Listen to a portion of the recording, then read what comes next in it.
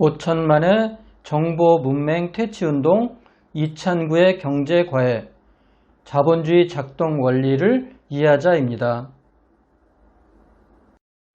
오늘은 오랜 수면에서 깨어나 꿈틀대기 시작한 인플레이션, 어떻게 대응할 것인가라는 주제로 경제과외를 진행하겠습니다.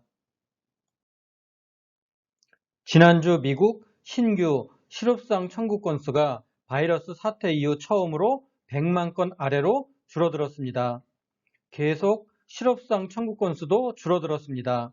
바이러스 재확산으로 미국 고용지표 개선이 후퇴할 수 있다는 우려가 높았으나 현재까지는 그렇지 않았습니다. 9월 초 발표되는 8월 미국 고용지표도 나쁘지 않을 것으로 예상됩니다. 최근 미국 국채 10년물 금리가 상승하고 있습니다. 미국 장기물 금리 상승은 경제 성장 개선 및 물가 상승 기대가 복합 작용되어 나타난 결과입니다. 시장의 경제 성장 기대를 반영하는 실질 금리도 상승하고 있고 시장의 물가 상승 기대를 반영하는 기대 인플레이션, 즉 명목 금리와 실질 금리 차이도 여전히 상승세가 유지되고 있기 때문입니다. 위험자산 투자에 매우 우호적인 환경입니다.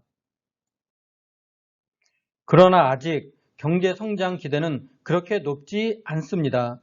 이제 막 고개를 드는 정도에 불과합니다. 미국의 경제 성장 기대가 본격적으로 높아지려면 바이러스 상황이 뚜렷하게 안정되거나 백신이 개발되어야 합니다.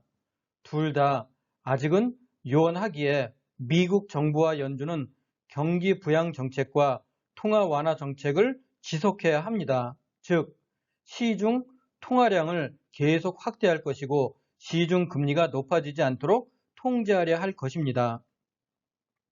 이런 정책들이 지속되면 먼저 물가 상승 기대가 높아지고 이후 경제 성장 기대가 개선되는 흐름으로 진행될 것입니다. 역시 원자재 가격 상승에 우호적인 환경입니다.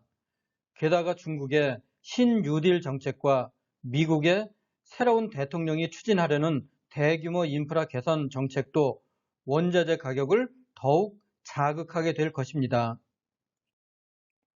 미국에서는 매주 목요일에 미국 MMF 잔고가 업데이트됩니다.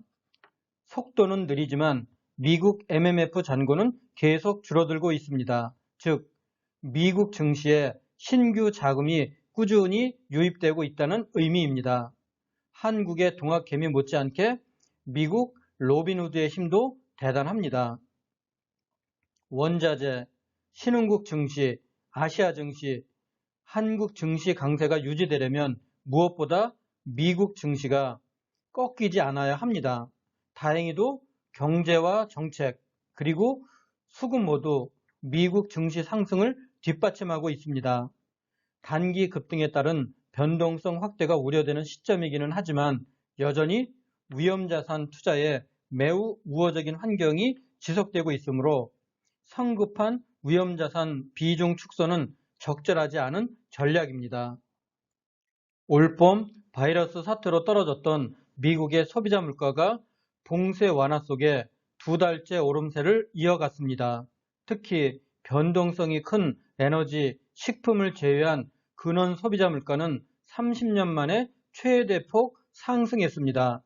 현지 시간 12일 미국 노동부 발표에 따르면 미국의 7월 소비자 물가 지수는 0.6% 뛰었습니다.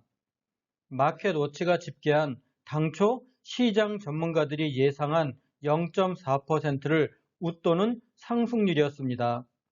미국은 바이러스 사태가 본격화한 지난 3월부터 3달 동안 마이너스 물가가 이어지면서 디플레이션 우려가 컸었습니다. 소비는 미국 실물 경제의 3분의 2 이상의 규모를 차지하고 있기 때문입니다. 이런 물가 상승으로 미국의 실질금리 마이너스 폭이 갈수록 깊어지고 있습니다. 바이러스 대응을 위한 제로금리를 도입한 이후 부작용이 큰 마이너스 정책금리 도입보다는 인플레이션 용인 정책을 펼친 데 따른 결과로 해석됩니다. 현지 시간 10일 미국 10년 만기 물가 연동 국채 금리는 마이너스 1.02%를 기록했습니다. 이는 천문학적인 재정 부양과 제로금리 정책, 자산 매입을 통한 양적 완화 정책으로 인한 인플레이션 기대감이 커지고 있기 때문인 것으로 보입니다.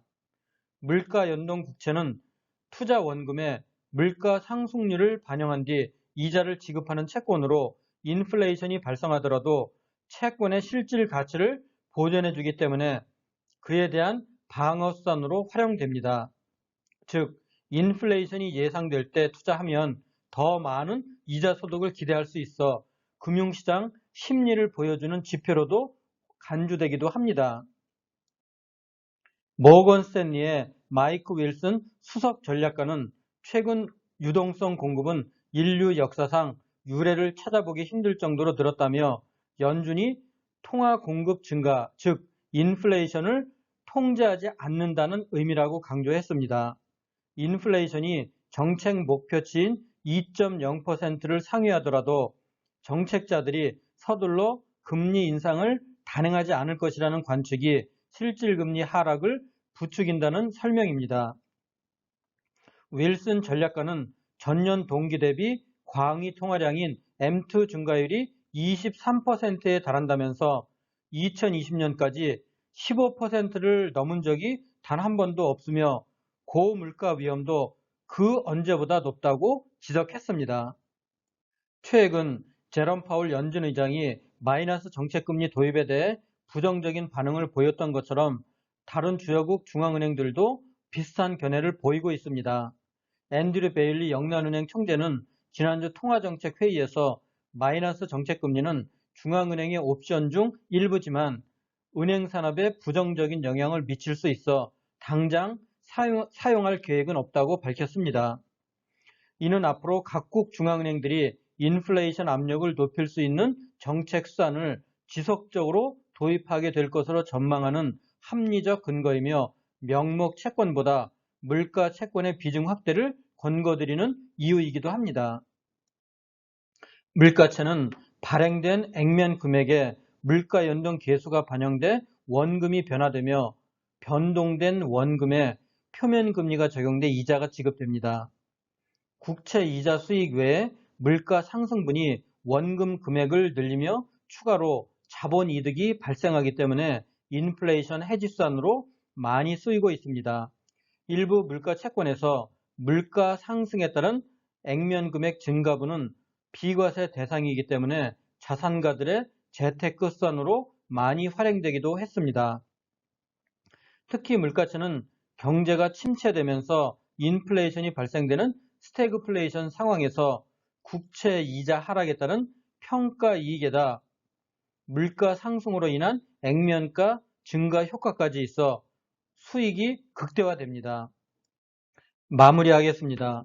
지난 상반기 그리고 하반기에 계속될 각국 중앙은행과 중앙정부의 바이러스 재난 극복 프로그램으로 꿈틀대기 시작한 인플레이션으로 위험자산 투자에 매우 우호적인 환경이 지속되므로 성급한 위험자산 비중 축소는 지양하고 안전자산은 명목 국채에서 물가 채권으로 포트폴리오 교체를 권고드립니다.